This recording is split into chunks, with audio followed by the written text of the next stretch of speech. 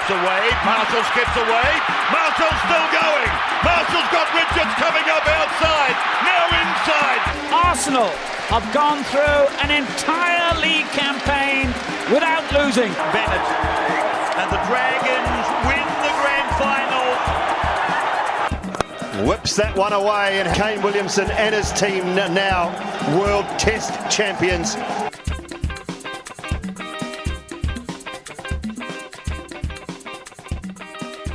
Ladies and gentlemen, welcome back to the TGIF podcast. Thank God it's footy. Hope you guys all had a good new year. A good night bringing in the celebrations if that's your jam, or a good round out on the links if you were out on there bright and early. But yeah, how was it out there on New Year's Day, bro? Oh, mate. Well, first of all, Happy New Year.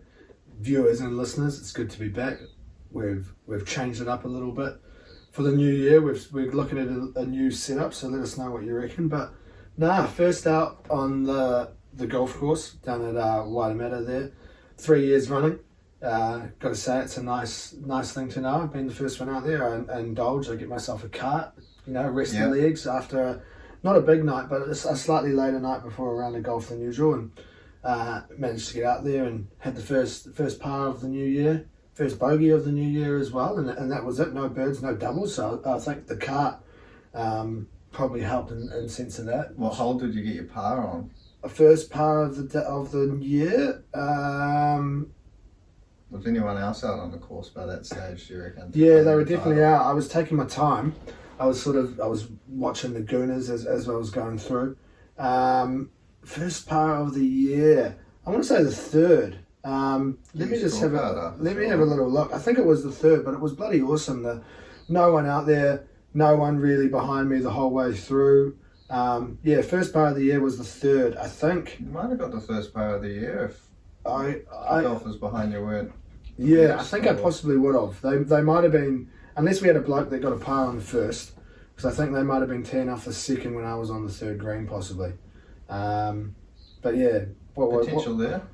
Yeah, it was a nice run. 10 bogeys, 8 pars.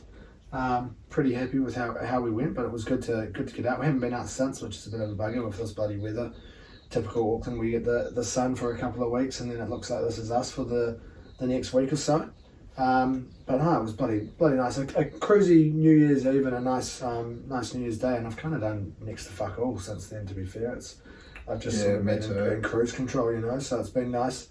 A little bit of sports watch on TV, which is always good. And watching a bit of the cricket. Yeah, a bit of cricket. Premier League's back. A bit of the footy, and sort of finished up with the darts yesterday morning, which we'll get into a little bit later on. But I'm sure if any of you watched that, you know how big that was. So, it's been a nice little transition into 2023. Yeah, it's been good. A lot of, as I keep saying, relaxation time. Getting the feet up and getting horizontal and watching the cricket and returning to the Premier League, bit of darts on the side. But shall we crack on with it? Yeah, we'll get on into a bit of news, and obviously I think probably the thing that the name that'll be on most people's lips at the moment, obviously news coming out the other day that the big man CR7 has signed a deal over there in Saudi Arabia with Al Nassr. Yeah, your rivals, Al Hilal's rivals there, reportedly $332 million over 3 years in New Zealand dollars. That's fucked, That is. Insane money, but look, I think it's probably deserved the amount of sort of hype that he'll bring to the Saudi league there. Oh, they had like 600,000 followers or something like that on Instagram, and I think now they'd be up to 6 mil plus or 10 something million like by that. about now. Yeah, I actually looked on there this morning and had a look to see if there was anyone that I follow that had sort of jumped on the bandwagon and started following them just yet. I think the only 3 was some grime artist, Lichtsteiner, and I can't remember what the third one was, but it wasn't Al Hilal or anyone from there, I can tell you that. But yeah, quite a big deal, and obviously there was lots of talk about where he'd end up, and obviously after leaving United there in sort of sour terms. It is a little bit sad to see, I think, but obviously there is leagues like that around the world where players head off to when they're retiring, and obviously I think he's probably still got enough in him to get to the next World Cup, to be fair, of how well he treats himself. But yeah, it is a big move, and there's Al Hilal have released Messi shirts and now as well, sort of to bite back, which I've got to say I'm not the biggest fan of. You won't see me in a Messi Al Hilal shirt anytime soon, but it'll be huge for their league, and obviously going into a team that already has some big name players, Talisca and Ospina, to name a couple of them, players who have, I guess, Abubakar as well. Done a similar thing, playing up front with, I suppose. So it is a pretty big move, and I guess it's just sad to see for maybe people of our generation to see someone like Ronaldo heading off to a league like that. But he's got the 2 years senior there on Messi, so it'll be soon to see whether or not Messi does something similar over the next couple of years, or whether he can get out there and win a Champions League there with PSG. And but yeah, it's a big move, and yeah, probably the I guess the end of an era for Ronaldo in terms of Champions Leagues and things like that. Yeah, a little bit of an end of an era. No more Ronaldo in Europe. He's been tearing it up, as we know, for the past 16, 17, 18 years, whether you want to count the first couple and last couple of years of his career, but certainly those 13 or 14 in the middle there, he was up there as, if not the best, second best to the other man you just mentioned, Lionel Messi. So, yeah, sad to see for someone of our age, because he's been tearing it up as long as we've been watching football, pretty much. But look, I'm sure he'll go over to Saudi and score a few goals, and yeah, like you said, he treats his body well enough to last another 4 years, and he signed the 3-year deal there that'll just about take him through to the next World Cup. We're soon to see what happens with Ronaldo there, but best of luck to him, I suppose. But you'll be hoping he doesn't score too many against your rivals there in Al Hilal, but it is what it is. Ronaldo's, off to Al Nassr. I did see something though, apparently there's a clause in his contract that allows him to join a Premier League club if he wants to, on loan. On loan, if they're in the Champions League. If they're in the Champions League, and obviously Newcastle, battling it away there in the top 4 at the moment, and they're also owned by the Saudi Arabian Public Fund, or whatever it is. So, we may see Ronaldo in the black and white of Newcastle possibly next season if they can crack the Champions League. Imagine that, him coming back to Old Trafford in a Newcastle shirt and scoring the winner or something like that. It would be pretty unreal to think of, but Newcastle have to get to the Champions League first before there's any more talk of that to go, I guess. Yeah, a lot more football to be played there, but yeah, I suppose what could have been if he went to Man City a couple of years ago or a year ago. A year and a half ago rather than Man United. What a different world we might have been seeing, but anyway, it's probably about enough for Ronaldo. Did you see Michael Nice's catch? I haven't. I've just seen that you've got that in there. I haven't seen it actually. I'll load it up on my laptop here. It is a bit of a controversial one. Now, it was a very intuitive. I haven't seen a thing about it, to be fair. Here we go. Yeah, look at that one. Obviously, viewers, if you haven't seen this yourself, get out there and have a look. Hopefully. Alright, we've got an ad rolling through there, but I'll have a little... It's a crazy catch, and I mean, to be fair, I think definitely leaves discussion open for a bit of a rule change. Does he chuck it, he catch it, catches throw it back in and then run back in again, eh? Right on the boundary? He's on the boundary and then throws it up, jumps, he's behind the boundary, and then with 2 feet behind the boundary, jumps, catches it, throws it, and then into the field of play, catches it again. Yeah. So he never technically is holding it on the ground outside the boundary. But I think when he touches it there, that should be 6. It's not, I hadn't seen this, no. Not out, because he's started from outside the field of play. Go back like 5 more seconds. That's where the weird one is. That's buzzy as, yeah, I hadn't seen this. Catches it and then jumps, volleys it up, and that's out. It's a bit of a weird one. I think it could be due for time for a little rule change there. Yeah, fuck. That's A bit stiff on the batsman. You see other sports, if you're out and then touch it, that counts as out. That's a bit weird, that one there. I hadn't seen that. Strange one. Yeah, real weird. So if you haven't seen that, get a look at that. That's a really weird occurrence, I guess you could say. A weird occurrence. I've never seen something like that. So yeah, maybe you're right. Bit of a rule change, possibly something along the lines of that, just to, I guess, steer clear of things like that again. But yeah, real weird. Switching over to the league. Now there's a bit of happy news, I guess, signing news for your lads in the Dragons. Getting an ex-Tiger involved actually, and Ex-Tiger, ex-Warrior. Big Ben Murdoch-Masila. Yeah, look, I mean, I don't really know how to feel about this one. A veteran of many NRL games, a few Super League games chucked in there in the middle as well. But yeah, look, I'm sure he'll have a few good games for us, a few shockers. That's the sort of player he is, I think.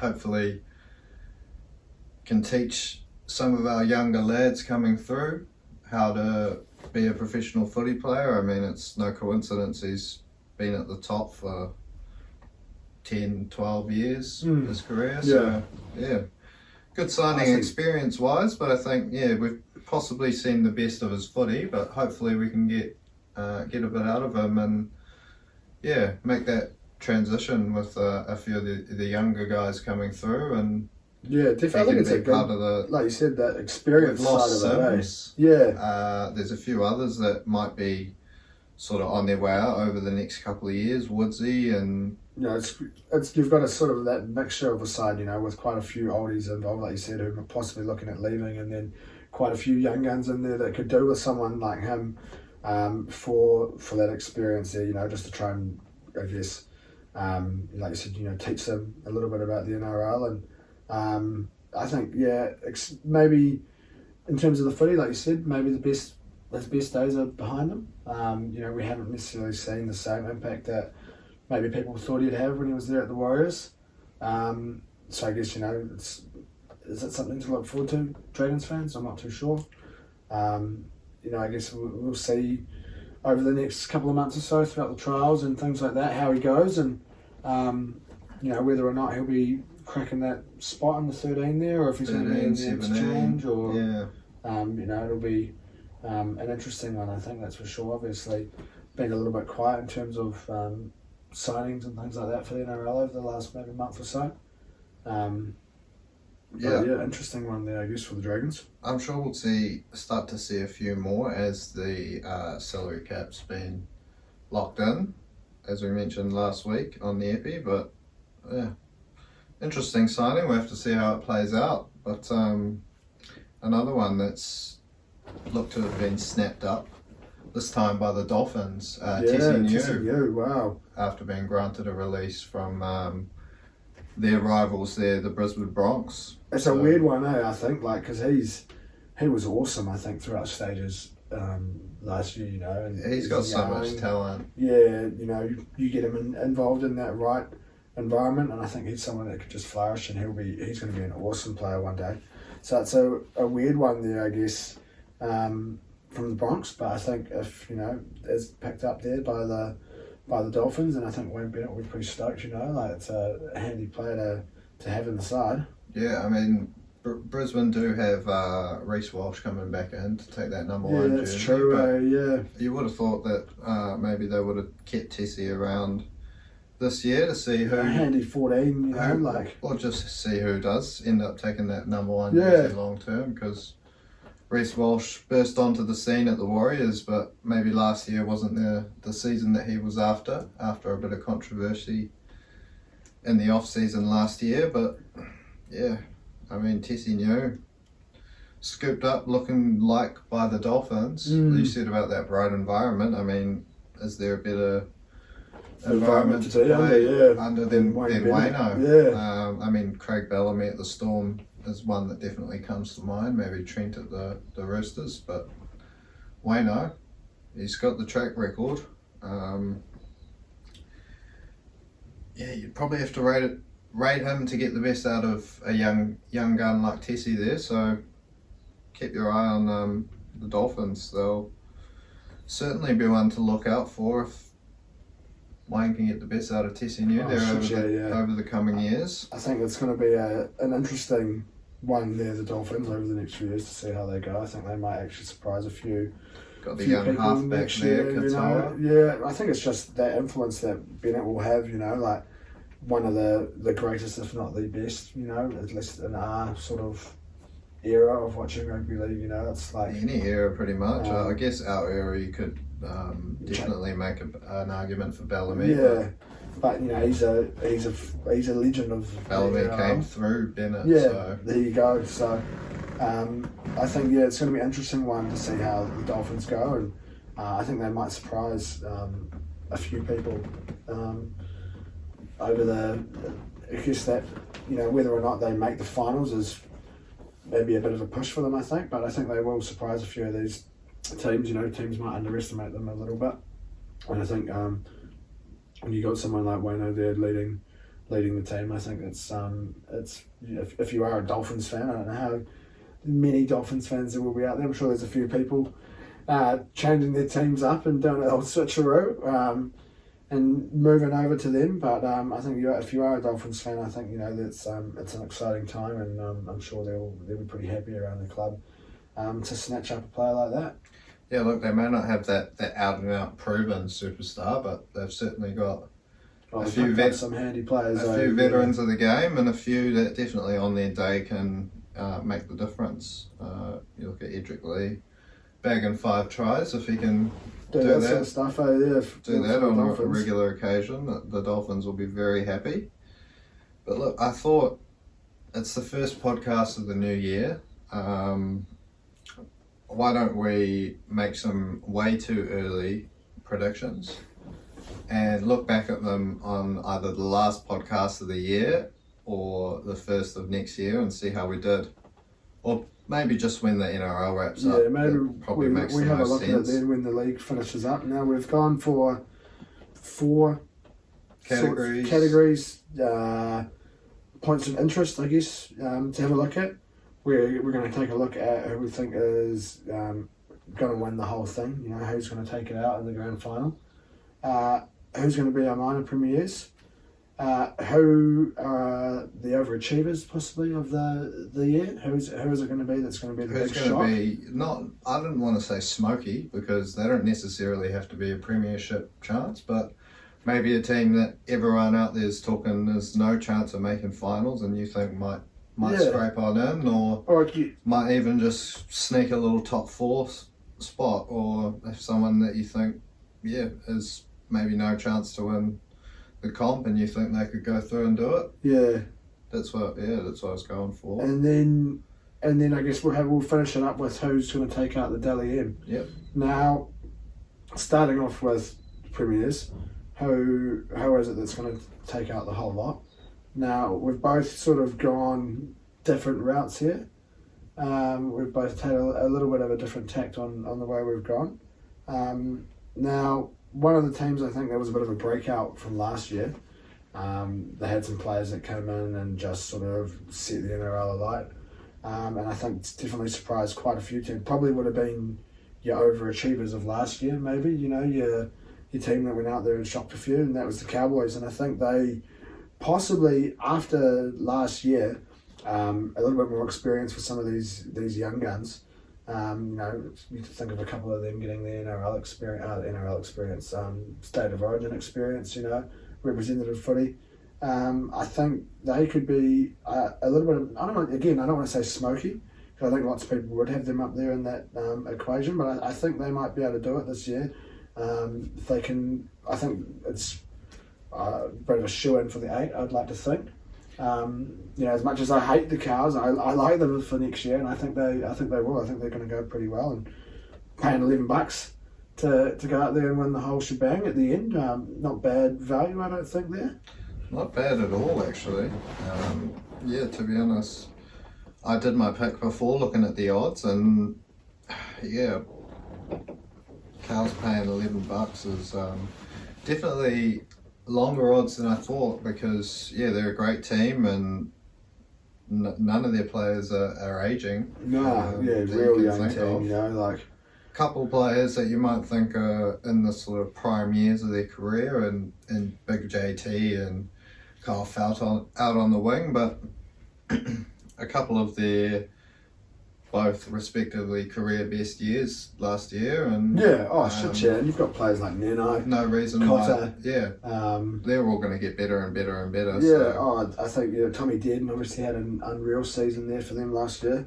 Exactly. So yeah, I think that's Townsend, you'll have another pre-season with the lads. a team that should saw only how improve, skilled he really, was yeah. straight away.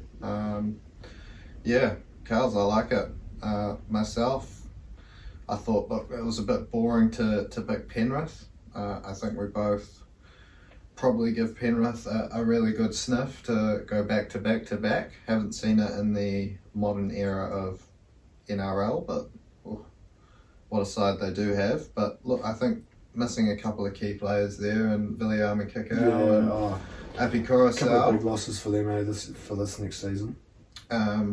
definitely shakes things up a bit and balances the playing field out a little bit more.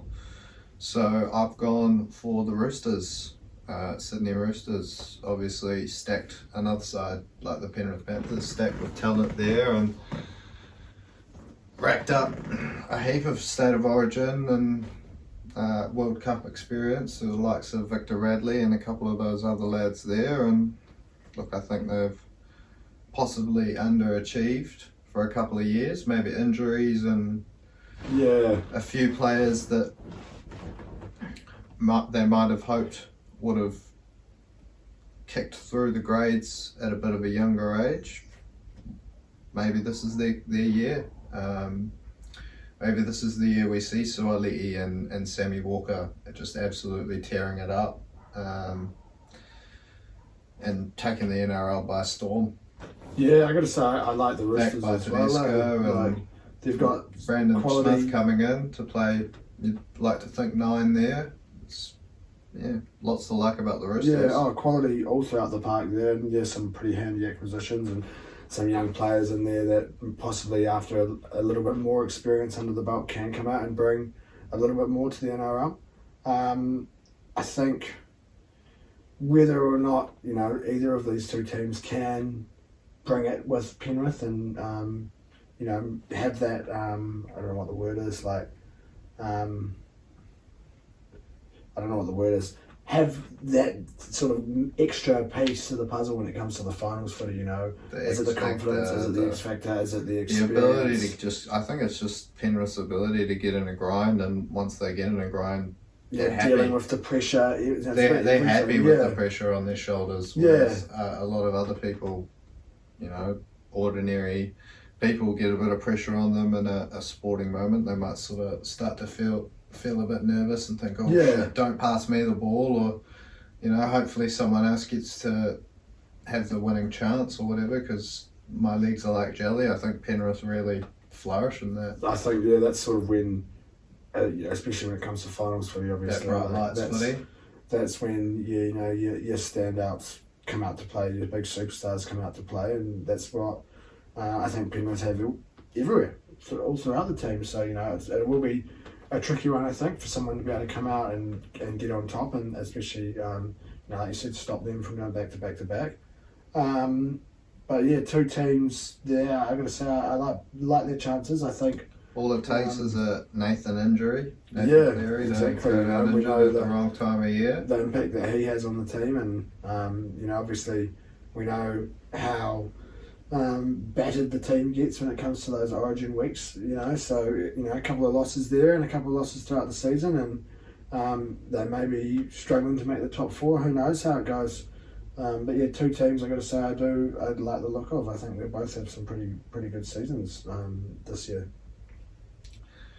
Minor premiers. Now, look, I've I've picked your side here. I've gone for the Cows. For the Cows, yep. I reckon I think exactly the same reasons why you've picked them for premiers. But I also reckon they'll just about go unbeaten at home. The only thing that, like you've just mentioned with Penrith, Origin could hit them tough. A lot of Queensland superstars up there at the Cows. And yeah, look, if Chad Townsend's also called up for New South again, and yeah, they could get hit pretty tough and be playing a bit of a Queensland Cup side there for a couple of weeks. Yeah. But look, I think even at home, with a couple of players out, it's still a very tough place to go and play footy. It's tropical up there compared to Sydney. We've been to Sydney in the winter. It's definitely not tropical. And yeah, they're going to be a real tough side to beat home or away.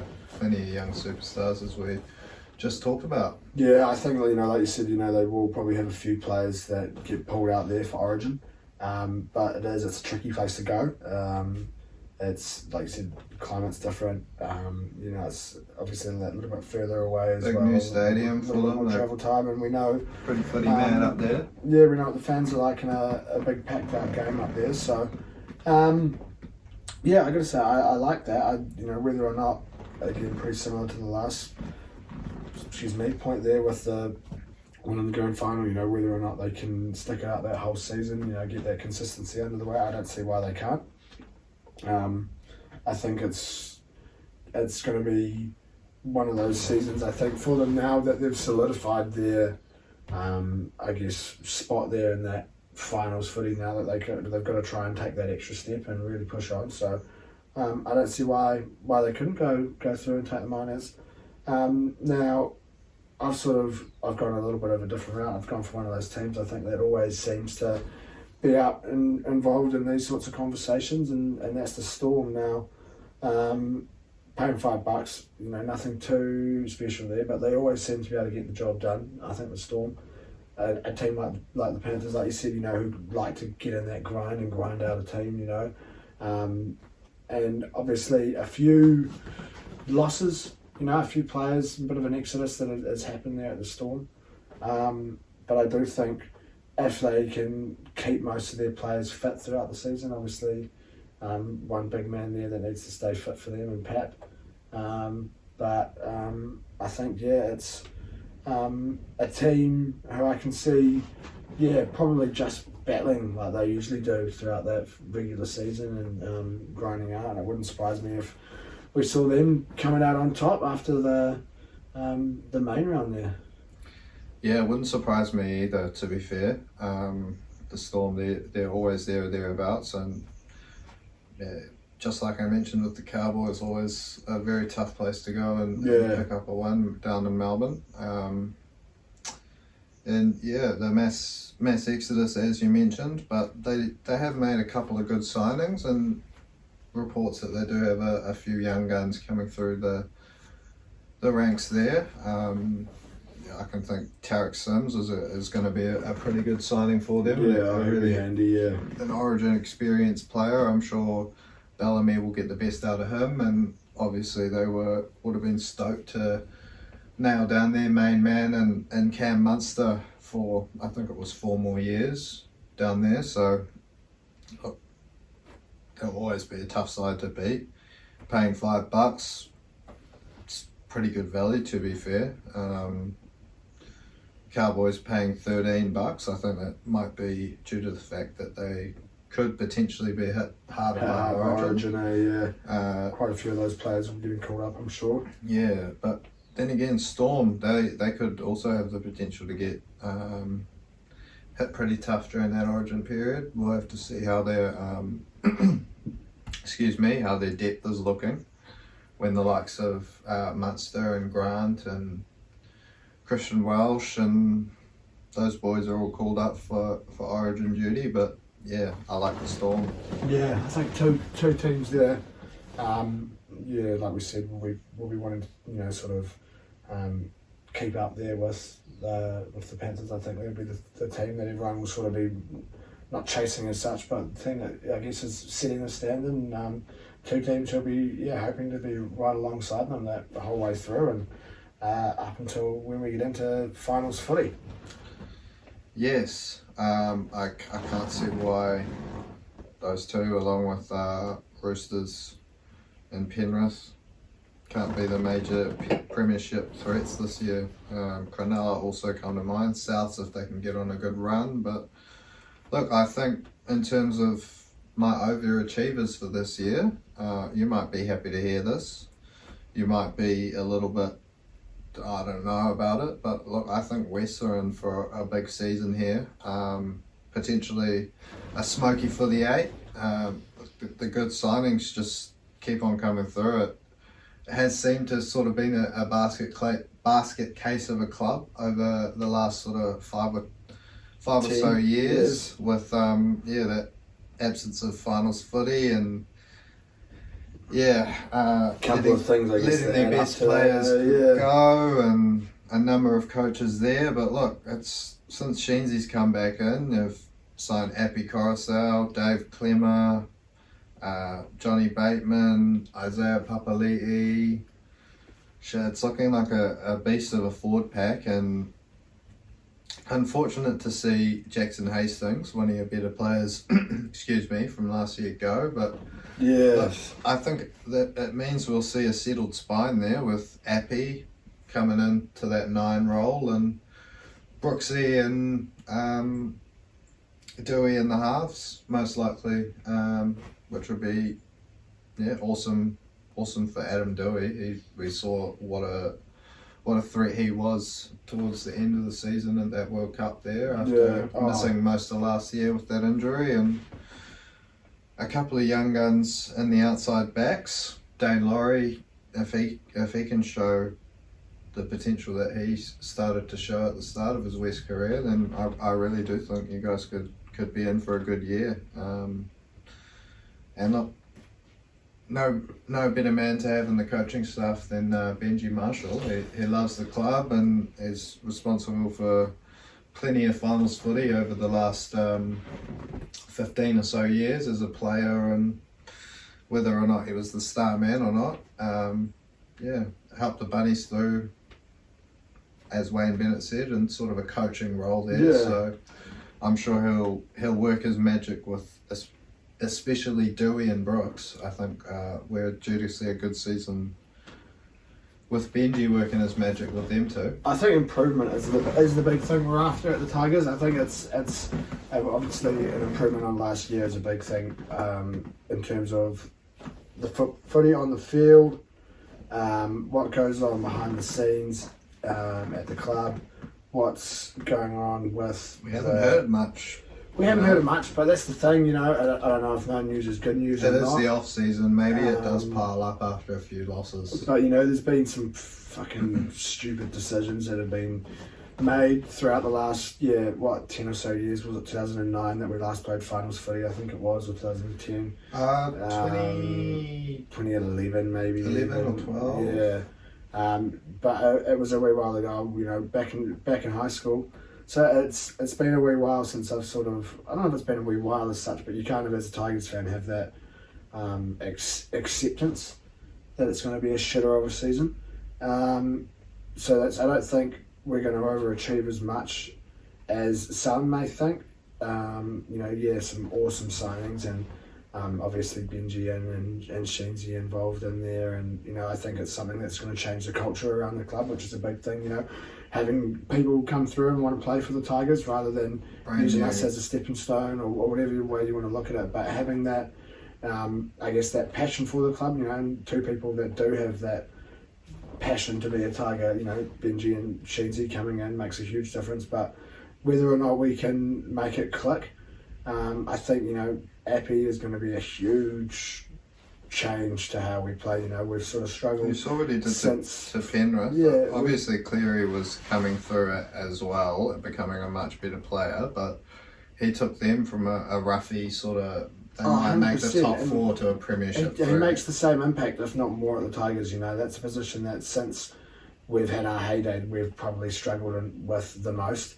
I know people probably want to say in the halves with Brooksy and shit like that, but like since we've not had Farah, we haven't had a 9 that is one up to the top standard of hookers in the NRL, and then 2 who can last 3 or 4 games on the trot without getting injured or without something pulling up. Like we've had, don't get me wrong, like players like Little, Simpkin, I guess, over the last couple of years, who are awesome players, yeah.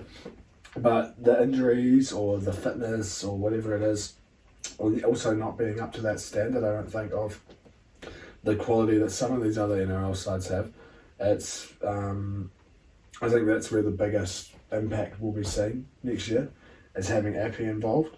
But whether or not we overachieve as much as some may think, I guess I'm not just on the I don't want to say bandwagon, but on the train just yet. Now, one of the teams though who I think possibly will be a bit of an overachiever, and maybe one of those smokies for the 8. I sort of said maybe 15 minutes ago that I don't know if they do make the 8 or not, but I think the Dolphins will be that team this year that will overachieve, at least on the way that some people are talking about them. I think a lot of people are sort of, there's 4 teams I've heard of, that I've heard people talking about, for the spoon. Our 2 teams, Yeah. the Warriors and the Dolphins. Now, I don't think the Warriors get the spoon as much as I hate them next year, just with the impact of being able to play Being at able home. to play at home. They've got got a good side. Do they make the 8? I think same with you No, guys. probably not, because I don't think their backs are good enough to make the 8. I think that forward pack, with the acquisitions they've made, is looking fucking tasty as. And I hate to say that. But I saw like one of those sort of similar when I said that's Clarkie's rugby league forum does that fucking way too early predicted lineup sort of thing. And you look at that Warriors forward pack and it is pretty fucking solid. And I remember I even said to myself, like, I always talk to myself, always talk aloud, and as I said something along the lines of like, fuck, that's a pretty tasty looking pack, and it hurts me to say it, because it's hard to say the Warriors looking like they're going to do well. But I don't see any of those 4 getting the spoon, to be fair, and I think the Dolphins, will be that team that maybe overachieves a little bit more than what some expected. It's their first season in the NRL, and we know, when was it? I can't even remember what the year was when the Titans first came in, but I do remember when they came in, 2008? Yeah, 2007 or 8, when it changed up and we had the Titans come in. That was where did they end up? Did they make the 8 in that first season, or did they get the spoon? Jump on the old wiki there. I reckon is probably the best way to go. Yeah, that's what I was trying to do. Because I can't remember whether or not they did. They did have a good season, but I know it's one of those teams. We spoke about him already, Wayne Bennett, the impact that he's going to have, and I think when you're under someone like him, you're under a coach like him, he's going to have a huge impact on you.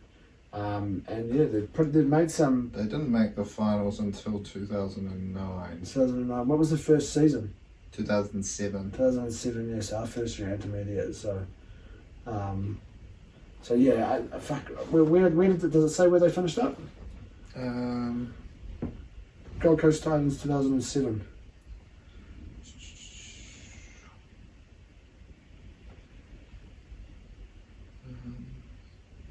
Gold Coast.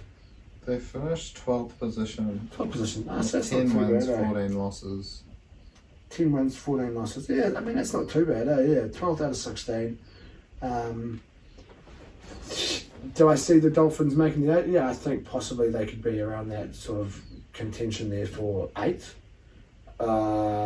They don't make the top 4. I don't see them getting the spoon, but I think a team that's coached by Wayne Bennett and has that hype around them. Boys. Yeah, I think they've got too much quality there to be in and around that bottom 4. I think they will. There'll be a tough one. People aren't going to know what to expect. I think for a wee while.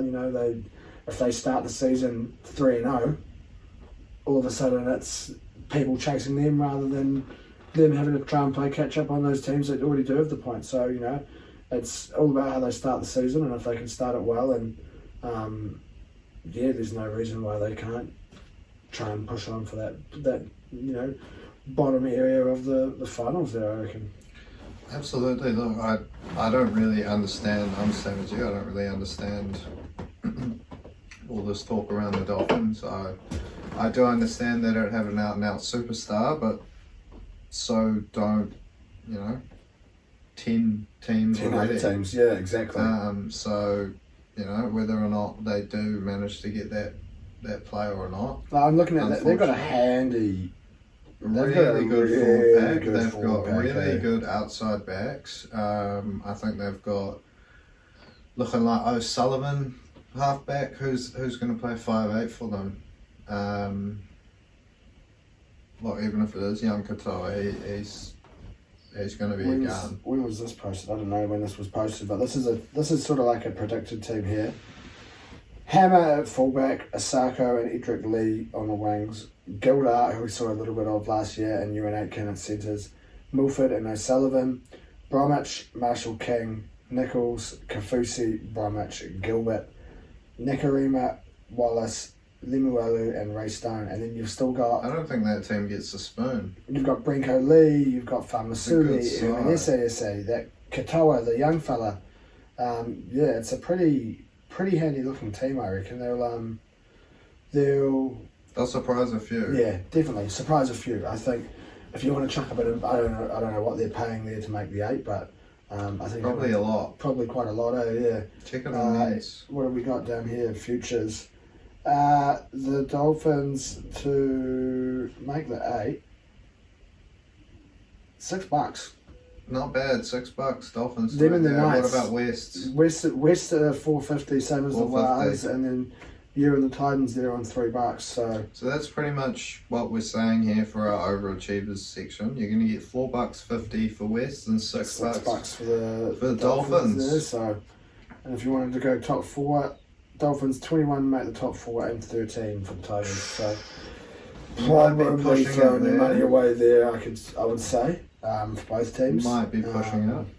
But I think two teams. I hope for both sakes. To be fair, I'm quite I like a nice scenario.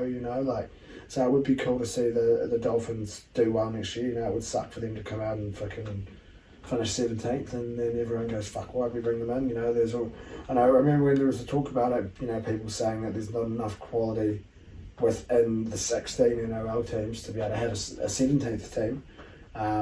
So if they do go out there and they fucking get shat on, then that would suck.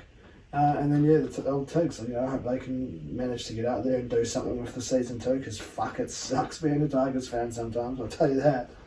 So onwards and upwards. That's the main goal. Now, players that do go onwards and upwards, players that are the ones that upper echelon of the NRL quality, those Dally M contenders. Now, it's a bit of a tricky one, I think, looking into this year, especially this fucking early. Stumped me. Yeah, Stumped me thinking about this. Everyone I can think of winning it, I think, is going to play Origin, or at least be in the squad for Origin. But I don't know if that stops anyone necessarily, because there's been players that have been played Origin and won it. Yeah. But then I don't know if there's anyone who's not going to be involved in Origin that's a standout going, fuck yeah, you're the dude who's going to get 3 points. If the likes of... I was thinking if the likes of Nico Hines doesn't, unluckily misses out, because he's a 7, and let's be honest, Nathan Cleary is New South Wales is 7. He's a player as well that's a 3-point player in a game. Hines, exactly, he could be a 14. He'll win there.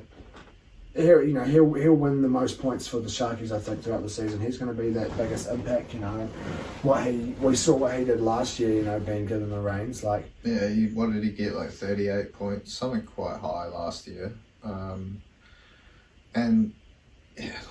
You can, like you said, you can definitely win the Dally M while playing Origin. But it does make it a hell of a lot harder. Yeah, you miss 3 games, or maybe 2 games if there's a full bye round with the international footy like we saw last year. Hopefully we get to see that again. I believe so, but who knows?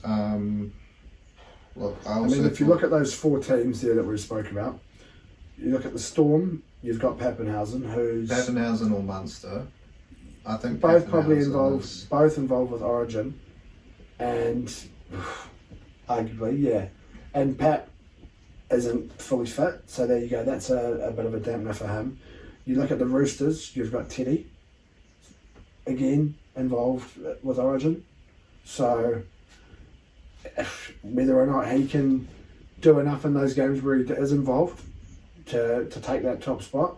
You look at Joey Manu Manu. might not score well enough if he's stuck, on an edge playing centre, but there are rumours that he's moving to the Moving forwards. into the forwards, yeah, which could be huge for them, so Roaming 13, sort of, he could be a smoky there, playing those extra games with no Origin call-up, but look, Roosters, that's one of those teams that's hard to pick get out. 3 points every single week. yeah, because they're sort of scattered throughout They're the team stacked of with players that can stars. bring out something in a game and just, make that change like that. Then you got the Cows, who I think any of their players who could be in contention for it will all be involved in Origin. Yep. I think their main man, Val Holmes, Val Holmes, Tommy Dearden would be like, what we saw from him He's last year. probably He gonna could be a smoky, he's probably going to be 14, but he'll be involved. If they choose to go two hookers again, he'll be 18th man, Yeah. or 19th man. He'll be for involved there Queensland. for that. And then someone like Jeremiah Nanai, like an absolute freak. He's going to play for Queensland for the next 10 years. So, whether or not he can get out there and do enough from second row to get 3 points every week, probably not. But, and who was the other team we spoke about? What's that? Roosters, Cows, Storm, Penrith again. and Penrith. Another team which is very hard to be able to consistently get that 3 points.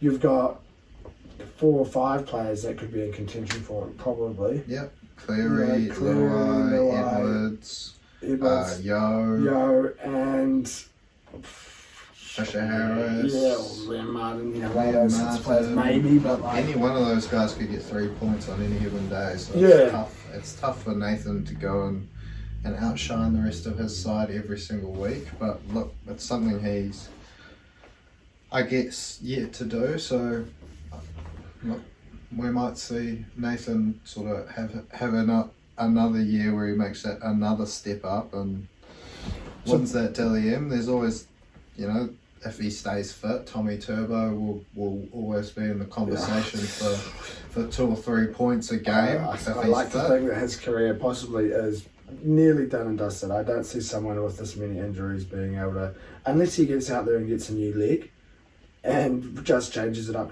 Something's got to change, whether it's the way he plays or the amount of work that he does in 80 minutes or the medical team at Manly bringing him back 4 weeks early every single time and he's pulling out with another injury. I don't know what it is, but I hate to see it because he's an awesome player and everyone knows how good Tommy Turbo is and what he brings to a team. And whether or not you hate Manly or you like them or whatever it is, I think it's hard to hate a dude like him. But I hate to say it, I think that we probably won't see the best of Tommy Turbo ever again. I don't think. Big call. There you go, chuck that in one mind. We'll readdress this again at the end of this year. If he's won the Dally M and he's won Manly the competition, he'll be laughing Then away. that's me done. I won't be involved in this any longer if he gets out there and wins the Dally M, because I don't know if my opinion would be wanted to be heard by too many if I'm bringing out calls like that. But basically, what we're trying to say is that we've given you about 8 different options for Dally M. We don't have a fucking clue I don't what think it's there's going to be. markets out yet, so I didn't see anything. We don't have a fucking clue. close But your we've eyes. given you 8 or 9 names, That's so fine. that way, when we go to the end of the year, as long as one of these blokes that we've just said wins it, Yeah, should I just get up the team list for a few teams? then we're good to go. So that's probably the 4 main things, I guess, to look at before we get into the season. Obviously, if there's anything else that comes to mind over the next few months, we've still got a wee while until the NRL is due to kick off. So if there is anything that sort of springs to mind for us, we'll chuck it in there for you. But it probably wraps us up for the NRL, I'd say, for this week. Yeah, look, it's probably chatted about that long enough. We look into a little bit of accountability. Nothing for me there. Arsenal to win 2-0 got the margin right there, but no good after a bit more of a frantic game than maybe was expected. But Eddie and Nketiah into Arsenal winning the game at, I think it was $4.82 coming home true for you. Yeah, see, I actually kind of, to be fair, forgot that I'd said this. I didn't write it down in the notes and I chucked it in there at the time. But yeah, managing to, I should have chucked it, to be fair, I didn't chuck any money on it, so I should have chucked some money on it. It would have come away nicely. But, it's the first one I've had for a wee while, first one of the new year. So, that was for the Brighton game, eh? So, and technically not really the new year. So yeah, for us. Yeah-ish, but I picked it before the new year. Yep. So we'll say last bit of the new year was successful, and we will be hoping that what have we got? We either count your one there for Roosters taking prems, or we have a look at the one we've got coming up for Arsenal. One of those two comes off, then we've had a nice transition. We've had a nice transition from 22 into 23. So, it was. I'm happy. I'm happy to finish off the year on a positive note like that. And I didn't throw away any money involved in it either. So I'm hoping if anyone did get out there and put some money on it, you've got something back. And you can thank me later on in the year at some stage when we pull out something else, hopefully. But I guess speaking of ending 2022, we have a look at the last game there for Arsenal for the year. Sorry. Yeah, what a way to end 2022 for the Arsenal, eh? An intense game that sort of really sparked to life in the second half there, but finished up the year 7 points clear, and what a place to be for the Arsenal going into 2023. Yeah, really awesome. 3 points is awesome, and to score 4 goals is awesome. Obviously, maybe the final score, but maybe not what many Arsenal fans would hope for. I watched this game, like I said before, in a golf cart, cruising down the fairway, sort of looking in between when I wasn't having my shots.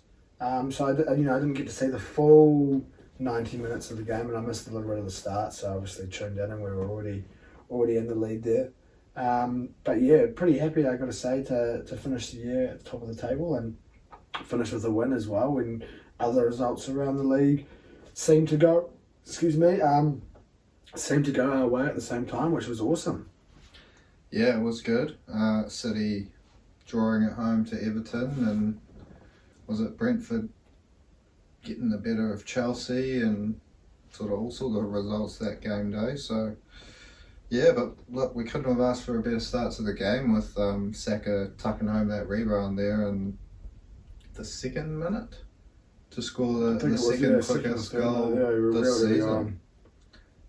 Which meant cruise control really for the rest of the first half. Brighton are a really good side, and over the last few years, huge improvements, eh? Well, not only that, they've been a bogey side for us. Yeah, they have. Yeah, they've been a team that we managed to slip up against every now and again. So I think they're one of the only sides to have beaten us more than we've beaten them in the Premier League. So it's a bit of a tough one. But look, towards the end of the first half, we managed to make it a bit more comfy, sitting at the halftime break with Odegaard scoring the second with a lovely little Ozil-esque finish. A little bounce into the ground. Awesome little goal there, yeah. Tucked it home, and then you'll bet you would have been sitting pretty happy after Eddie tucked home in about the 48th minute to make it 3-0. Yeah, right after second half there, yep. After we just kicked off, and then look, Gabriel was unlucky not to make it 4-0. With a really, really good chance. Unlucky, he just had to slam it straight at Sanchez in that moment. A couple of yards either side, and it would have been a great goal for him. I think he's been a fantastic player since signing for us. Really, maybe not gone under the radar, but yeah, other players have certainly gotten a lot more credit than Gabriel, and Yeah, it's certainly in these away games, he really helps us to monster opposition attackers, I suppose, and deservedly named in the Premier League team of 2022. Yeah, he's been an awesome, The stats team or whatever it was. an awesome player to have there at the back for us, and a player that sort of does pretty similar performances, each time he steps out on the pitch for Arsenal, which is really good to see. Excuse me.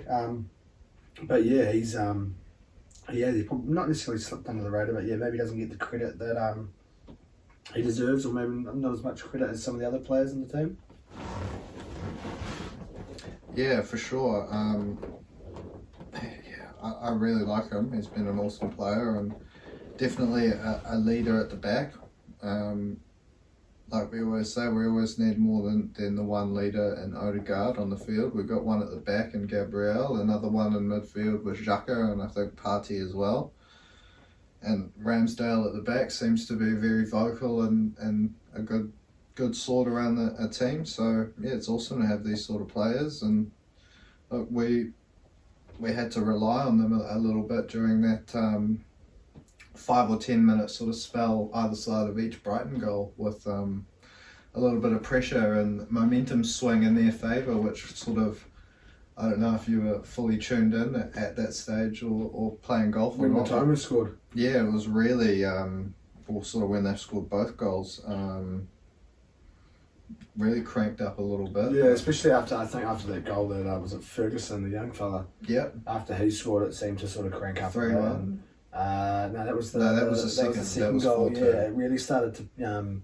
That was obviously after that bloody lovely goal that Martinelli finished off after that ball from Odegaard. Fucking Yeah, hell. wow. Martinelli here was causing problems all night down the left and there. Harry Lamptey's not he's not a slow fella, he managed to sort of home past them and finish a really lovely goal there from the team. So That's it was what awesome. I thought. Tarek Lamptey was doing a really good job dealing with Martinelli, and even showing that he arguably is quicker when he gets a bit of a good running start, but obviously was on his heels, and Martinelli was sprinting on through, like you said, and an awesome pass from Odegaard to slip him through. Fucking hell. Should have been all wrapped up from there, but like you said, when Ferguson sort of got gifted that chance from Saliba, a little bit unlucky, but you'd rather it happen at 4-1 rather than in a tight one, but really cranked up the pressure, and then could have been even more intense with Matoma netting again, but just chalked off by VAR. Yeah, that's right. That would have been a huge. Thank God for huge that, difference, because it would have been a really intense last ending to the 6 or game 7 then, minutes. But managed to get out of it alive, and 3 points, and apart from maybe a couple of things defensively, couldn't have been happier really. Obviously a little bit of a lapse there. I guess a couple of lapses there defensively, I think, that led to both of those goals. Yeah, got to give Brighton a bit of credit. I think that they really play good football, and like you said, over the last few years they've been improving year Because on what year. they won yesterday? Was it yesterday they played? They smashed Everton. That's right, 4-0. Yeah, so 4-0. and they've had an awesome 4-0. It was in the end, I'm pretty sure. Nah, I think Gray got a penalty last night. Did he? Four's not loading. Yeah, 4-1. But they're 8th at the moment. 8th, yeah. So you look at that. Football. 7, 8, 9. Fulham, Brighton, Brentford. Fighting it out for the Conference League, Yeah. Europa League spots there. Which is- If they can put, if Tottenham or Man United or is it Chelsea in 6th? Chelsea are in 10th. Chelsea are Who's 6th? 6th is Liverpool. You got Spurs and Liverpool there. and United Yeah. all fighting it out for that 4th spot. Well, you've got it's more, I guess, like Newcastle. you've nearly got. if they I mean, Spurs are only slips. 3 points behind City now, but they've obviously got. They've played the extra game, I think. Well, they've played 18. Everyone else has played 7. Not Newcastle though. They've played 18 as well. It's tight though at that top bit there, and Brighton are a team who have caused troubles for a few of those bigger teams recently. So it's an awesome one to be able to get away with that win, and I think it. You would have hoped got us into a little bit of form heading into that Newcastle game. Yeah, look, that Newcastle game was a tough one. Exactly what we expected, probably, in all fairness. I think look, on the one hand, it probably wasn't our best on attack, but look, on the other hand, Newcastle are extremely hard and were extremely hard to break down and frustrated us a bit when we had the ball and when they had the ball. We had to be pretty solid in terms of our defence to come away with the clean sheet, but look, plenty of positives to come out of that. The third place side in the league comes to our ground and sort of sets up very, very defensively, and what was that? I saw there was of the time ball was only in wasting play and for like 54 minutes or some shit, and it a was lot of time wasting. Yeah. So you can see why Arteta was getting pretty flustered near the end of the game. Again, this was a game that I didn't really have my full attention on. I was double screening it, watching the final of the darts at the same time. But you know, you could see at the end. There was one stage right at the end of the game there. I can't remember who it was that went down, and Arteta lost it, and you can see why. You know, 54 minutes the ball's in play for. Like we saw at the World Cup how they changed that up to sort of at a time. You know, so it is a bit of a bugger, but hey, it's, you know, it doesn't matter necessarily how you play. I know I guess as an Arsenal fan, it's probably not the best to see because you're an advocate for good looking football. But fuck, if you're going to play games like that and you get the result like we've seen teams under Mourinho go out there and win games 1-0 and that's it, you know. So if you can go out there, I think, and you can keep a clean sheet against us, they've stopped our record, or you know, our home winning record. So I think regardless of what you want to say about the time wasting or whatever, you've got to give a bit of credit to Newcastle. They've obviously been a pretty hard team to break down this year, and we weren't able to do what was needed, I guess, with the time we did have the ball in play and the time that we had possession of the ball. Yeah, couldn't do enough to break the deadlock to get the 3 points. Look, I thought there were a couple of players that potentially weren't at their best compared to the standards the high standards that they've set so far this year. Looked to be that Saka was our main threat and not too much apart from that. They did a really good job to shut down Martinelli, to shut down Odegaard, to shut down Nketiah. But look, we also did an equally, if not better, job to shut down and limit their chances of getting the ball into Wilson. And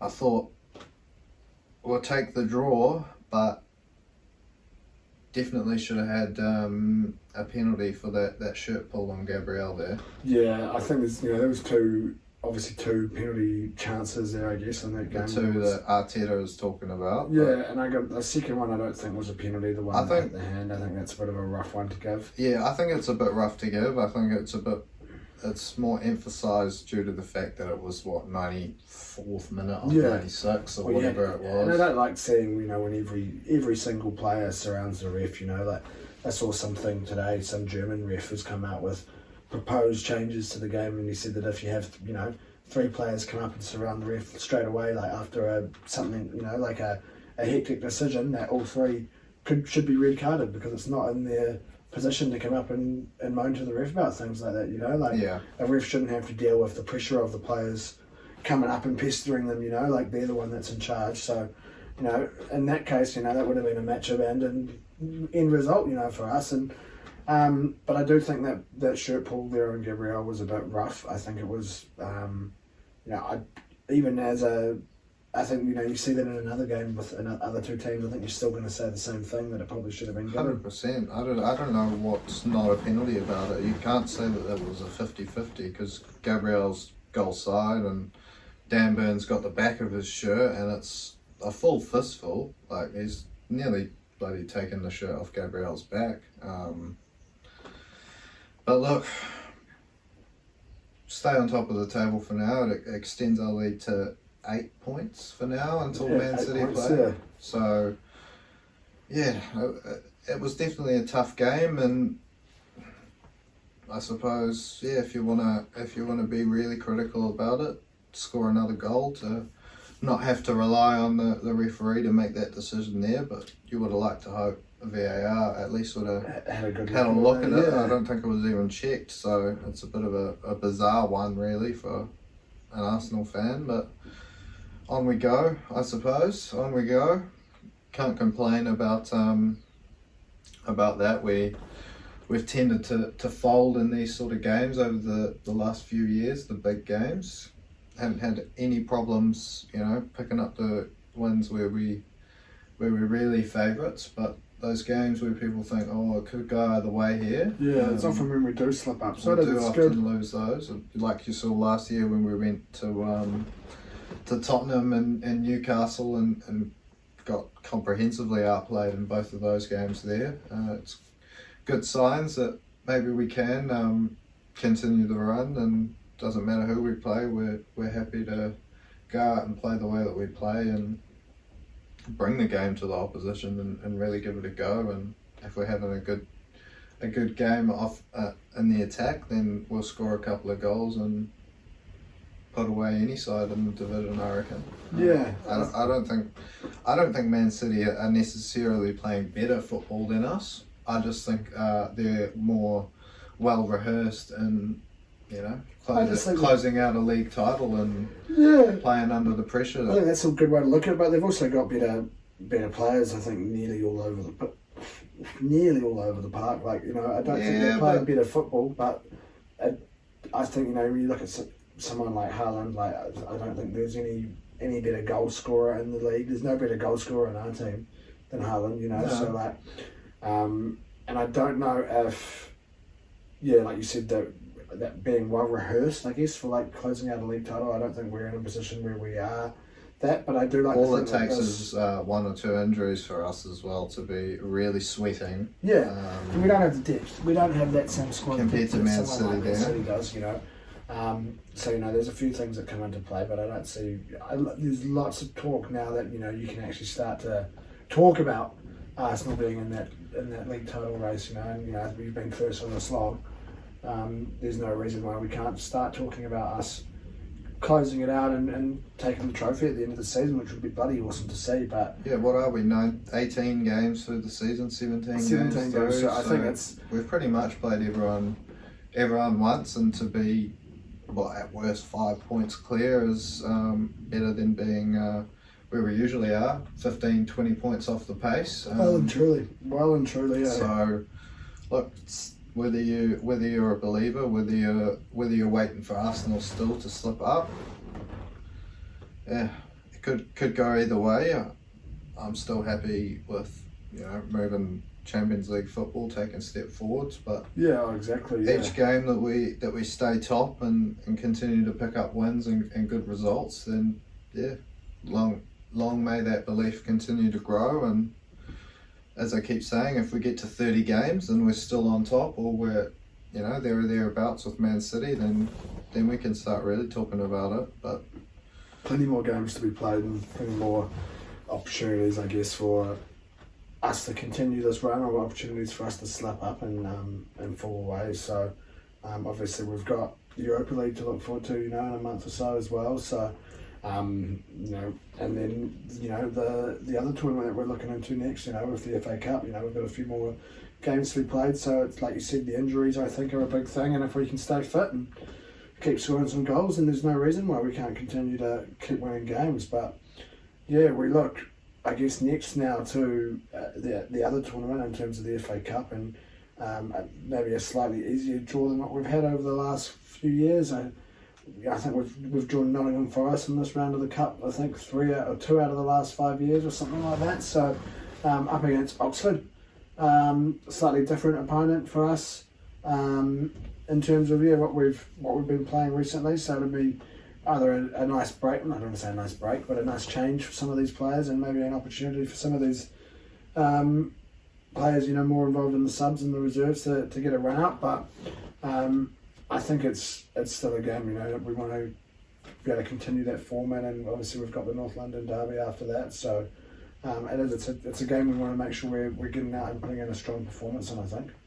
Yeah, look, on the one hand, like you said, we might see that little bit of rotation, but on the other hand, we want to keep the boys rolling for that North London derby, and I don't think we don't have a game for 6 days after this until the North London derby. So this one's on Tuesday, which was, when did we last play? Wednesday. Yeah, so Wednesday, yeah. 6 days either side of both games there, so I don't see why Arteta doesn't go with the Full strength, full yeah. strength side to make sure that A, we get the job done, and B, that the lads, they've got that match fitness and confidence, hoping that we go through and pick up a good win for the North London derby to follow. But look, I think despite the draw against Newcastle, we should be able to score a few goals in this one up against Oxford and get the job done, hopefully. And like you said, maybe we do see whether it is a big, five-man change at the hour mark, or whether we do see 3 or 4 different players starting the game that don't usually start the game. Yeah, I just had a look then. They're 14th in League One, Oxford. Yeah, so I don't think anything that we play amongst our main sort of 24, 25 players there would be, under par going up against Oxford there. You'd like to think no matter who we name, we'd be able to get the job done, but There you go. There's a player that some Arsenal fans might have forgotten about. Marcus McGuan. he's up at Oxford. Rocking centre mid there for Oxford, Yeah, obviously. after not quite Not cracking the cracking it grade there at at Barcelona. I'm just looking to see if there's anyone else on their squad. They've got one of the Murphy brothers there that was at Norwich, Josh Murphy. Maddie Taylor up top. No one really that springs to mind as someone to really watch out for. So I think, you expect to win. You expect a pretty solid performance. I'll take a clean sheet. And if 2 or 3 goals, I think would be nice. And then so we can kick on, and no injuries would be awesome as well. Keep those players fit, and if it does mean Arteta's making, like you said, 5 changes or 4 changes, whatever on the hour mark, just the rest of those leagues, and that's the way it goes. And we make sure that these players are staying fit for the game ahead up against Spurs. Yeah, big one up against Spurs.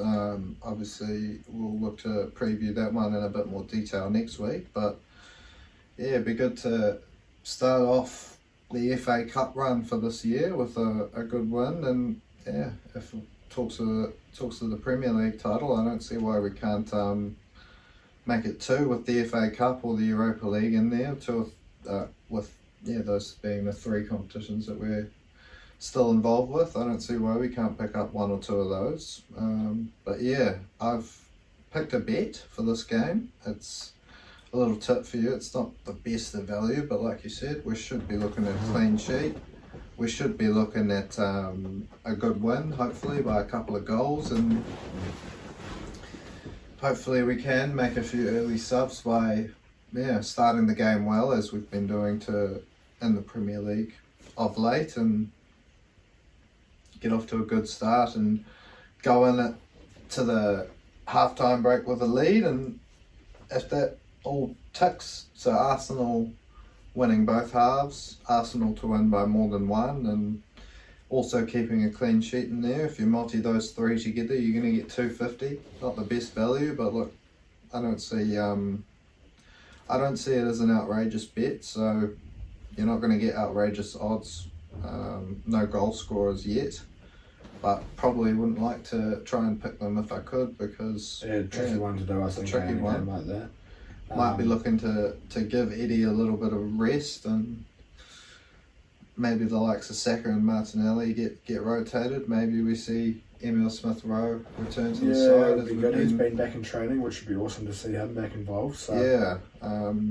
Or is it going to be one of these young fellas that have sort of been scattered throughout the bench, over the last few weeks? Butler or Adeji, I don't want to butcher that too much. One of those games. FA Cup's always good to get involved with. Good to see a couple of those other players maybe getting a game. So we look forward to that, and then we'll be hoping that we can stay fit for that trip to Tottenham. It probably wraps us up in terms of the Arse. Now, obviously, it is the summertime, and a sport that is synonymous with summer is cricket, and there's been a fair bit of cricket that we've been able to indulge with over the last week or so since we last chatted with you. Now, I guess we'll take a look at the Black Caps first, up against Pakistan there. Yeah, now I think we were sitting under the eve of day 5 when we last recorded, and look, day 5 there of that first test was a little bit hectic there. Thought we might have been in with a sniff, but look, Pakistan ended up batting it out quite nicely to sort of sniff out any hopes of a New Zealand win, but then all of a sudden a shock declaration from Babar Azam, and they left us 138 to win off 15 overs, but obviously sadly cut a little bit short due to bad light. If Tommy Latham was kicking on with the way he was going, we might have gone on to win that one. But wasn't to be. It's often tough there when you're looking to chase 10 and over nearly, especially on a day 5 pitch. But the second test is currently underway. We started off beautifully. Awesome starter, yeah. An awesome opening partnership there. Shout out to Devon Conway for bringing up another triple figures in the Black Fern of New Zealand. He just keeps on doing it, keeps on scoring runs for us. It's awesome to see, but didn't continue in the best of fashion, with a little bit of a collapse at the end of day 1, losing 5 for bugger all, and Pakistan possibly would have had the momentum there, but managed to swing it back a little bit through Blundell. But the major momentum swing for us towards the end of that innings was an awesome little last wicket partnership, which would have look, there's nothing worse than a last wicket partnership like that. You expect the number 11 to succumb pretty quickly, and especially if he's out there with the number 10, I believe Matt Henry is. Yep. 10 and 11, this was awesome. I got to watch most of this partnership here, and it was just epic to see Matt Henry had some awesome fours. Just some of these shots that he was taking, not what you expect, like you said, from your 10 and 11, and obviously AJ's managing to sort of nearly play for himself. Nearly play like a Kane Williamson role. You had sort of trying to hold the fort a wee bit there, to allow us just to sort of keep ticking that run total over, which was really good to see. And it sort of went from being a bit of a mediocre looking score to one that looked like a little bit more of a challenge. But after watching last night's batting there from Pakistan, looks like we might be in for a bit of a close one again. I think this one here. Yeah, look, we started off pretty well with the ball. Got their opener and number 3 out pretty quickly, and then we were pretty lucky to get Bubba off the back of a bit of a mix-up running between the wickets there to sort of take control at the end of day 2, early day 3 there. But that 5th wicket partnership looked to have really killed off the momentum, but an awesomely timed stumping from Blundell. So good, eh? It was. I don't know how he's done it. That was a weird, because obviously Daryl Mitchell had just come in, and there was he nearly got the wicket there off the first ball, which was obviously reviewed by the Pakistanis, and then that was turned. I kind of wasn't actually paying full attention at that stage, and then sort of looked up, and I wasn't too sure whether it was like a replay of the previous review, and sort of continued to go on, and it was well done to the third umpire. The third umpire? Oh, yeah. Who managed to sort of slow it down enough and took every angle into consideration just to see whether or not he was out. And you could see that he waited it out just to make sure he timed it perfect with his foot being off the ground. So it was an awesomely timed stumping, and you're not going to see something like that very so often, I don't think, in international cricket. So it's awesome to see happening there from a Kiwi, and pretty solid wicket keeping there, I think, to be able to pull something like that off. Yeah, to think he didn't drop a catch and didn't miss a stumping in 2022. Start off 2023 like that. It's very good to see from our man behind the stump, sorry. But after that, it was another little bit of a partnership there, which could have been cut even shorter. Latham dropping a little bit of a sitter, dropping Shakir there, the man who's currently sitting on 100 odd not out, 120 maybe. I had it up before. Sitting there. It was a bit of a sitter for Tommy Latham's standards. I don't know if you saw that. I haven't seen that yet. Yeah, No. it's a shocking drop, but Ajaz. 24 not out, he is, yeah. Yep. Ajaz and Aish managing to hit back for us late on day 4. In day 3. Day 3, sorry, Day 3. yep. End So of 2 day days, 3. 2 days to go. They've got 1 wicket left. Aish almost finishing off the innings with a hat trick there, which would have been that would have been a great. good way to finish. But look, I think that those two, especially those last 2 wickets from Aish, bang bang, I think it might have sort of swung the game slightly back in our favour a little bit. Probably be leaning towards a draw, Yeah. I'd say. The old Google probability That's- bar's got Pakistan just ahead of us there, but a draw Just is the ahead. main. I think that would just be based on the fact they're in their home conditions. But look, if we can, pick up this last wicket early, go in with a lead of about 40, 50 odd, and then 42 at the moment. We're there we go. If we can get it before, post a quick 260, 270 tonight, and then, this afternoon tonight, and then have a crack at them on day 5, we might have a chance. But yeah, I hate to say it, it's probably heading towards another draw unless we can really get out there and get a move on, or maybe the Pakistanis bowl us out cheaply here in the 3rd innings. But you'd like to hope that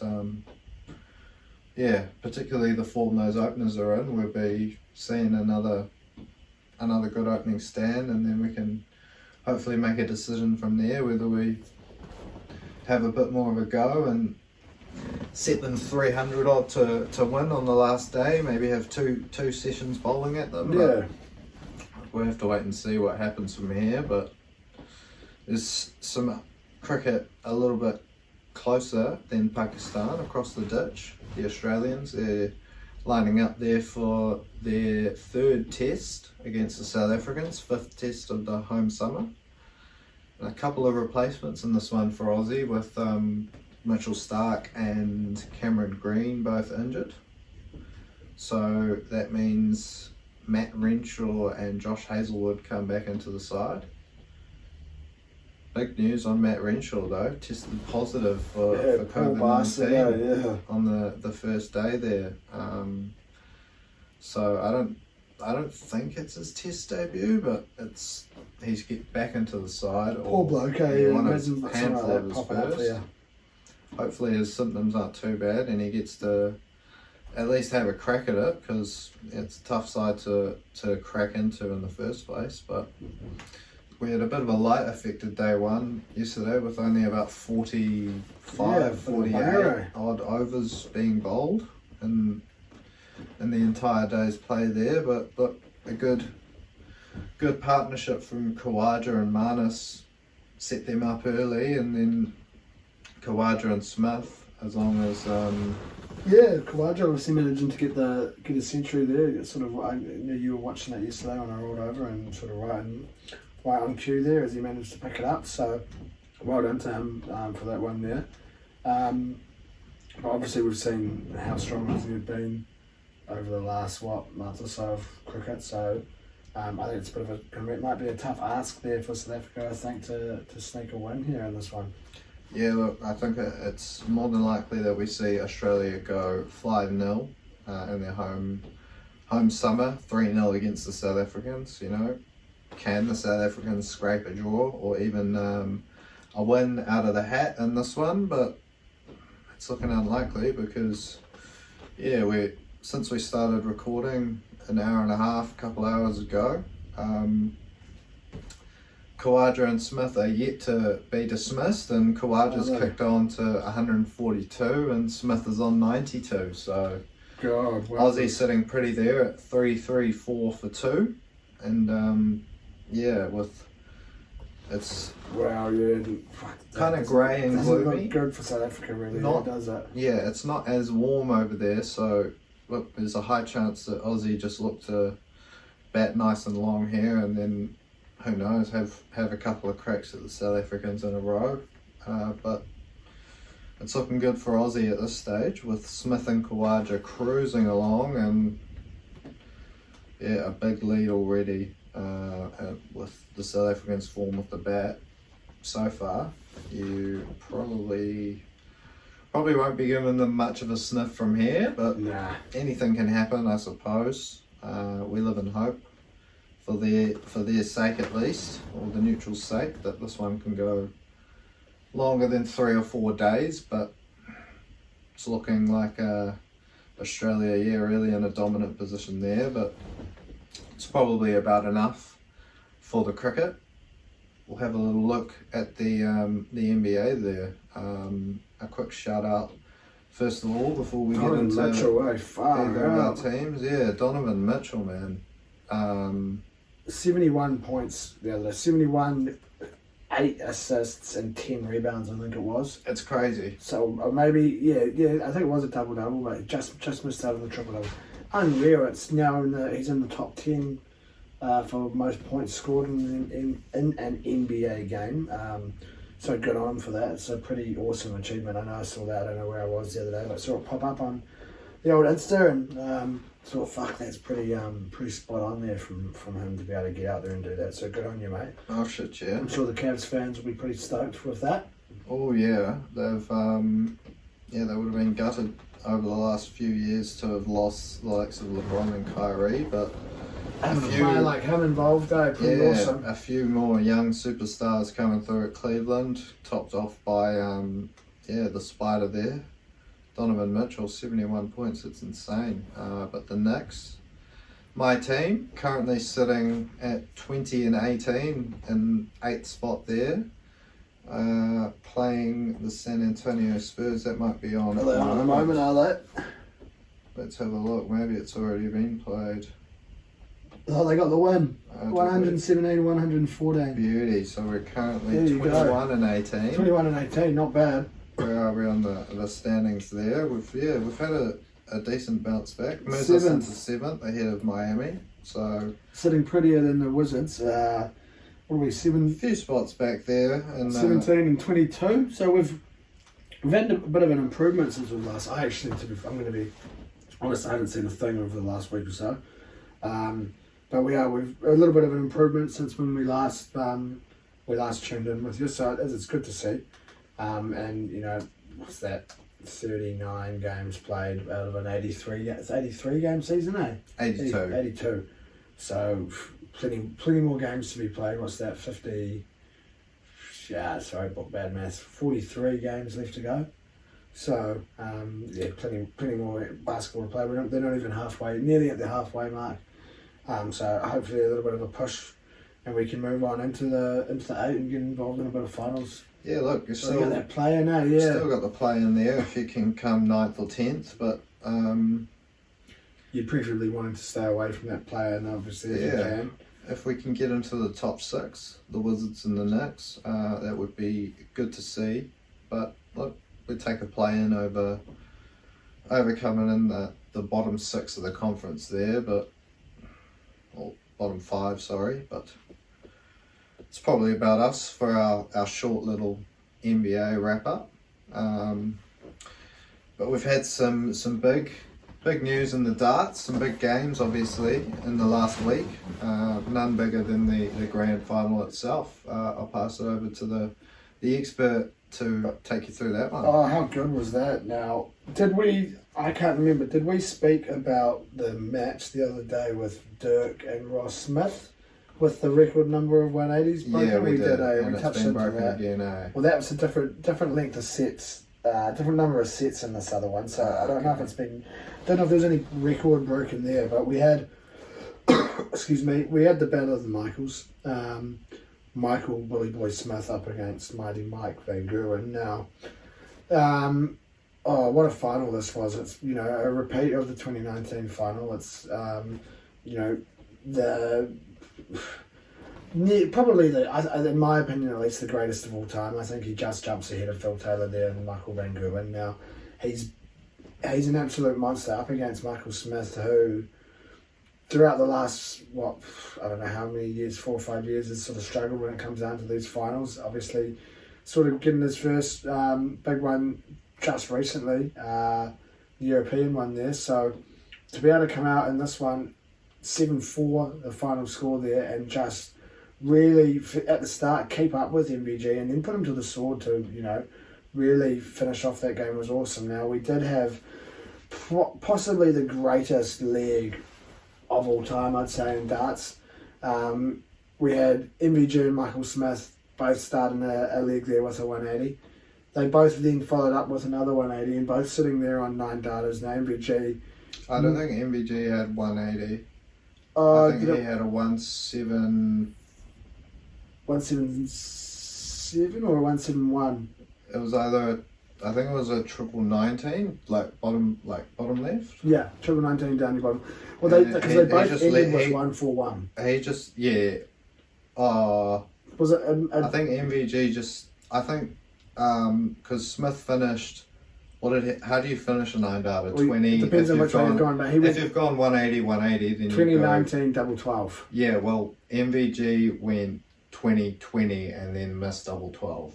He went double 19. Okay. Still missed his double 12 but shot. Still though, set up a 9. Still set up a 9 darter. Missed his start at double 12 there. Then from Michael Smith to be able to come in and get it on the next one, and it was unreal. I got goosebumps watching it. I've got goosebumps again when I rewatch it. Now it makes you realise as an amateur thrower how awesome these blokes are at the game.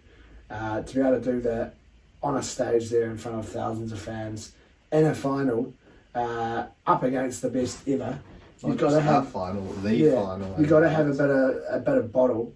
On the biggest stage of all in terms of darts, the Ali Pali. So it was awesome, and it really set up that the rest of that match to continue, and we nearly saw a 9 darter to finish it off actually, and it wasn't to be, but old double 8 there proving to be the winning shot there for Michael Smith, and you could see the jubilation that he had when he won, and he sort of ran off and did like a quick 2 seconds of charring and then realised sort of what the occasion was and who he'd just beaten, and sort of turned to MVG, and you could see after the match when you heard MVG speak, obviously the respect that they have for each other, and I think this is going to be a battle that we see over the next 4 or 5 years of the top two battling it out. There's talk about Gerwyn Price possibly leading the sport after everything that's gone on over the last week or so, and all the abuse he receives. You've got Josh Rock coming up onto the stage, and I think these could be 3 names that we're going to be hearing quite a lot of over the next 5-10 years in terms of the world of darts, and it's plenty to look forward to, which is awesome. But it was an awesome way to cap off what was a great tournament. Obviously would have loved to have seen the big rig himself cracking into the final there, but it wasn't to be. But we've plenty more chances to see him up and involved with the big fellas, so it'll be something we look forward to, and a really good way to start off what should be a huge year of darts in 2023. So it was an awesome final to watch yesterday, and I'm stoked. As much of an MVG fan I am, I'm stoked that Michael Smith won it. It's awesome to see. Obviously, someone who puts in so much hard work and effort, see it paying off for them. So it was cool, I'm looking forward to the rest of what we've got in store for the darts over the next 12 months or so before we get into the World Champs again, which will be awesome. Yeah, well done, Billy Boy. Brings up that World Championship there. I believe that's his first World Championship title. First World Championship title. He's lost the final before, so losing the final. Was it last year? 2019, I believe he lost. I just saw a lot of chat about will he lose it again? He's lost like 9 or 10 finals, yeah. So for him to be able to pull off 2 in a row like that is pretty awesome. And I don't see any reason why he can't continue in that form. Quick player and big scorer. I know they spoke in this match about sort of the scoring ability. There was one set there where I think he averaged 128, which was the one with the 9 data in there. To average 128 over a set is lost for words really of how to describe it. It's pretty awesome, awesome scoring ability. So for someone like him, who's also awesome on the doubles, so I think he's sort of got everything there for him, and someone, like I said, will be one to look out for over the next 5-10 years. That probably wraps it up, I guess, for this week in terms of the darts, in terms of the sport. Not first, too much else. First potty of the new year, a little bit longer than last week's episode, and in a bit of a different formation, a different setup. And again, like we said at the start, let us know what you reckon, whether or not you like the new setup. Obviously, the couch is a bit nicer for us. It gives us a little bit more of a little bit more relaxation. A little bit of a nicer setup for us. So let us know what you think. But as always, thank you for tuning in, and thank you for listening or watching or doing whatever you're doing with the podcast while we're chatting away for a couple of hours. Yeah, thank you very much. Remember to give us a like and a 5-star, and subscribe if you can, and a follow on your different sources of social media. Enjoy the footy in the week ahead, or whatever it is you do in the week ahead. And as we always say, if you're going to have a punt, take along with some of the tips we've given you. Make sure you do so responsibly. But yeah, that's probably about us. So remember to tune in next week. Otherwise, we'll see you then. Ciao.